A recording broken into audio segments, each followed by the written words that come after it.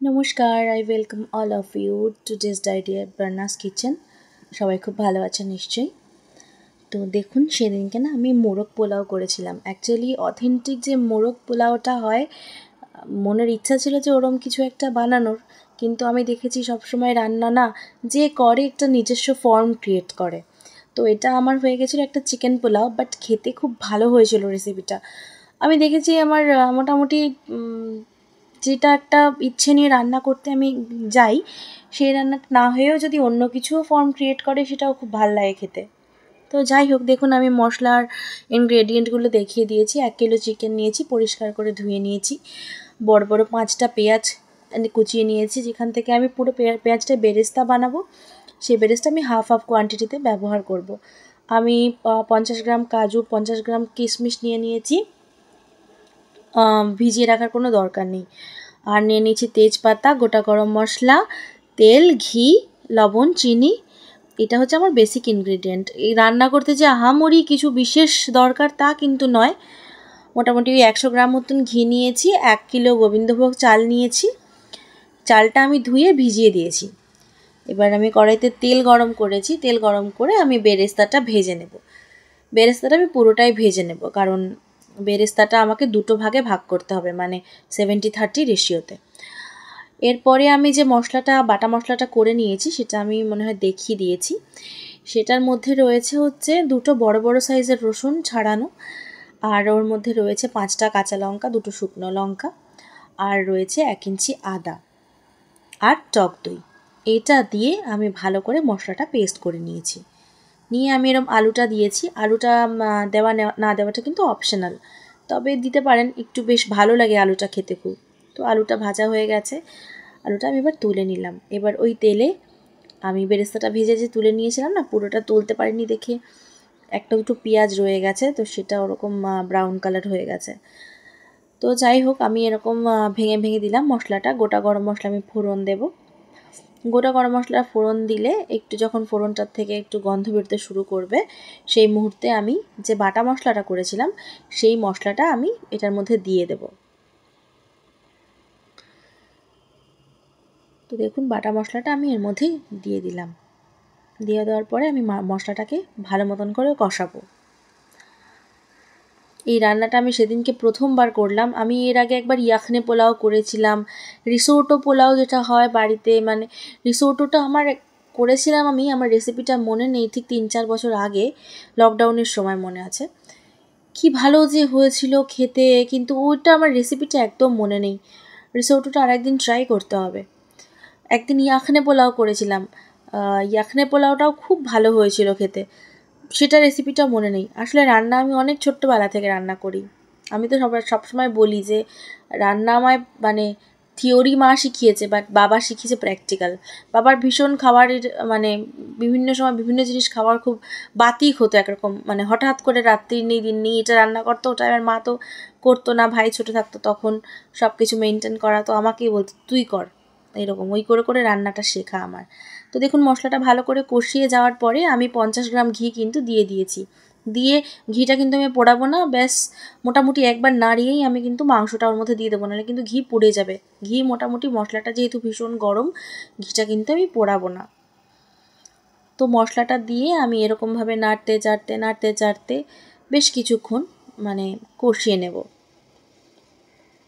আমি কিন্তু এখনও পর্যন্ত এই মানে পুরো রান্নার মধ্যে কোথাও লবণ ব্যবহার করিনি, আর কোনো রান্নায় কিন্তু কোনো হলুদ মানে যাবে না আর কি।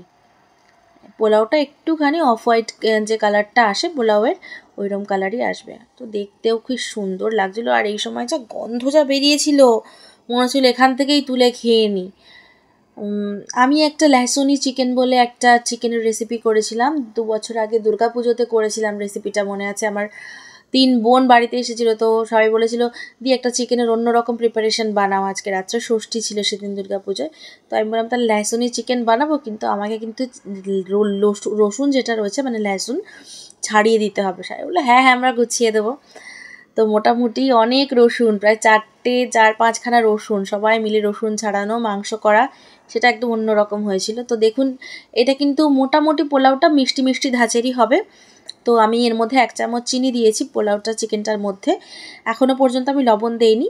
আর আমি দিয়ে দিলাম আলুগুলো দিয়ে দিয়েছি, আলুগুলো দিয়ে আমি 2 চামচ গোলমরিচের গুঁড়ো দিয়ে দেব। গোলমরিচ গুঁড়ো দিয়ে আমি একটু ভালো করে নাড়িয়ে চাড়িয়ে জিনিসটাকে মিশিয়ে নেব।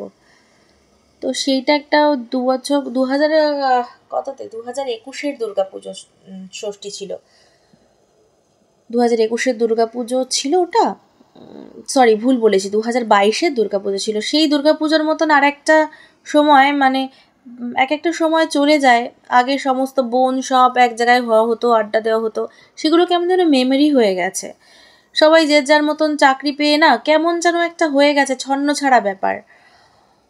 তো দেখুন আমি এই মুহূর্তে লবণ দিয়ে দিলাম, কারণ লবণ আগে দিলে না জল কেটে যায় জিনিসটার, তো সেই জন্য লবণটা আমি কিন্তু পরে ইউজ করেছি। তো এখানে পর্যাপ্ত পরিমাণে লবণ আমি দিয়ে দিয়েছি, মানে মোটামুটি এর মধ্যে 1 কেজি চাল যাবে, তো একটু বুঝে লবণটা দিতে হবে। 1 কেজি চিকেন আছে, 1 কেজি লবণ আছে, বড় চামচের 3 চামচ মতন লবণ আমার এখানে দেওয়া আছে। তো যেটা বলছিলাম যে সবাই চাকরি বাকরি পেয়েছে, কোথায় আরও বেশি জিনিসটা মানে গোছানো হওয়ার কথা ছিল, যে আজকের দিনে সবাই স্বাবলম্বী, সবার একটু গোছানো জীবন হয়েছে, কিন্তু কোথায় যেন সেই তারটা মানে কেটে গেছে সম্পর্কে। যাই হোক, আগে আমি খুব ইনসিস্ট করতাম সবাইকে নিজে থেকে ইনিশিয়েটিভ নেওয়া যেসব, কিন্তু একপাক্ষিক কোনো দিনই কোনো কিছু মনে হয় থাকে না। আর যে ইনিশিয়েটিভটা নেয় আমার মনে হয় তাকে সবাই ভাবতে শুরু করে যে অকারণে ইনসিস্ট করছে বা এর নিশ্চয়ই কোনো স্বার্থ আছে। তো সেই জন্য সেই জিনিসটা মানে আর যাই না সেসবের মধ্যে। তো যাই হোক, বেরেস্তাটা না 2 ভাগে না, বেরেস্তাটা আমি 3 ভাগে দিয়েছিলাম। রান্নাটা দেখতে দেখতে মনে পড়ে গেল, তো একটুখানি বেরেস্তা আমি দিয়ে মাংসটার মধ্যে দিয়ে মাংসটাকে কষিয়ে নেব। এই দিনকে যে রান্নাটা করছি, আমার আর আমার মায়ের যাওয়ার কথা ছিল একটা কাজে, এবার ভাবছি রান্নাটাও শেষ করব আর বেরোবো, মানে এমন অবস্থা, সে মোটামুটি রান্নাটাও শেষ হয়েছে, আমাদের যাওয়ারও টাইম চলে এসছে। এমন একটা তড়িঘড়ির মধ্যে রান্নাটা তাড়াহুড়ো করে করেছিলাম, ভেবেছিলাম যে হয়তো আমার কোনো দিন পোলাওয়ের চাল সবসময় স্টিকি হয়ে যায়, বাট এই দিনকে পোলাওয়ের চালটা একদম ঝরঝরে এত সুন্দর হয়েছিল। তো দেখুন 1 কিলো গোবিন্দভোগ চাল যেটা আমি ভিজিয়ে রেখেছিলাম, তো সেটা আমি দিয়ে দেবো। দিয়ে চালটা আর জলটা মোটামুটি চালের জলটা চালের উপর 1 কর মতন থাকবে, এই অনুপাতে কিন্তু আমি জল দিয়েছি। ঠিক আছে, আমি কিন্তু আর কোনো জল কিচ্ছু ব্যবহার করিনি। ঠিক আছে, ভাতটা যখন একটু সামান্য শক্ত থাকবে সেই মুহূর্তে জলটা টেনে আসবে, এরকম একটা সিচুয়েশান হবে। তো তেজপাতা দিলাম, জল দিলাম, দিয়ে আমি একটা অন্য প্যান নিয়েছি, তার মধ্যে একটু ঘি আর তেল সামান্য গরম করে নিয়েছি, নিয়ে আমি কাজু কিশমিশটা ভেজে নেব। তো বৃষ্টি হচ্ছিল, আমি আর মা বেরোলাম কি তাড়াহুড়ো করে, আমি পুরো স্ট্যান্ডিং টাইমে রেখে আমি চলে গেছি, যে আমি তো ঠিক করেছি আমি আর মা যে 2টোয় যাচ্ছি, ম্যাক্সিমাম 3:30 বাজবে চলে আসবো, পাশেই কাজ ছিল। সে আস্তে আস্তে বেজেছিল মনে হচ্ছে 6টা, 6:30, 6:30টার সময় এসে তারপরে সন্ধ্যাবেলার পুজো করে আমাদের লাঞ্চ আর করা হয়নি, শেষ পর্যন্ত আমরা সেই এইটা দিয়ে ডিনার করলাম। তো বাইরেই খেতে হয়েছিল, পাশেই বলরাম মল্লিক হয়েছে, আমি আর মা সেখানে গিয়ে ওই সামান্য কিছু খাবার খেয়ে আসলাম। তো এই যে আমি কাজু কিশমিশটার মধ্যে দিয়ে দিলাম, দেখছেন ভাতটা আমি কিন্তু একবারও তুলিনি, পুরো পারফেক্ট কুক হয়ে গেছে। আমি কিন্তু এই মুহূর্তে গ্যাসটা কিন্তু আমি বন্ধ করে দিয়েছি, কারণ এই যে যেটার মধ্যে আমি রান্না করছি, হাঁড়ি বলুন বা এরকম কুকার বা কোনো বড় গামলা, এই যে রান্নাটা এর ভিতরে কিন্তু প্রচুর হিট রয়েছে, প্রচুর হিট রয়েছে। দেখুন আলুটা মানে ভেঙে যাচ্ছিল, প্রচুর নাড়া যাচ্ছিল না, তো আমি মোটামুটি কোনো রকম সাবধানে আস্তে আস্তে আস্তে আস্তে নাড়াচাড়া করে যাতে কিছু না ভাঙে সেরকম সিচুয়েশানে এসে আমি একটু মিশিয়ে দিচ্ছিলাম। মিশিয়ে দিয়ে আমি এবারের মধ্যে চিনি দেব, এটা আমি বলেছি মিষ্টি মিষ্টি টাইপের হবে, তো বড় চামচের 2 চামচ আমি চিনি এখানে ব্যবহার করেছি। চিনিটাকে দিয়ে আমি আরেকবার একটু আলগা হাতে মিশিয়ে নেব, কারণ এই যে গরম অবস্থায় এর মধ্যে যে এত হিট রয়েছে, এই সময় যদি বেশি নাড়াচাড়া করা হয় না, জিনিসটা মোটামুটি একদম ভেঙে যাবে, তো চিনি গলে যাবে সেরকম অবস্থা পর্যন্ত আমি নেড়ে এটা ঢাকা দিলাম, কারণ পরে আমি আবার মিশিয়ে নেওয়ার সুযোগ পাবো যখন গরমটা একটু মানে দমে আসবে। তো এর উপরে আমি বেরেস্তাটা এবার দিয়ে দেব, কিছুটা বেরেস্তা আমি দিয়ে দিলাম, দিয়ে আমি এবার ঢাকা দিয়ে দেব। ঢাকা দিয়ে পোলাওটা একদম ঝরঝরে, খেতে অসাধারণ হয়েছিল। অবশ্যই রান্না করবেন, রান্না করে কিন্তু আমাকে জানাতে ভুলবেন না। আপনারা আপনাদের মতন করে রান্না করবেন, বা এরকম করেও যদি করেন, কোনো ইম্প্রোভাইজেশনও যদি করা যায় অবশ্যই আমাকে জানাতে ভুলবেন না।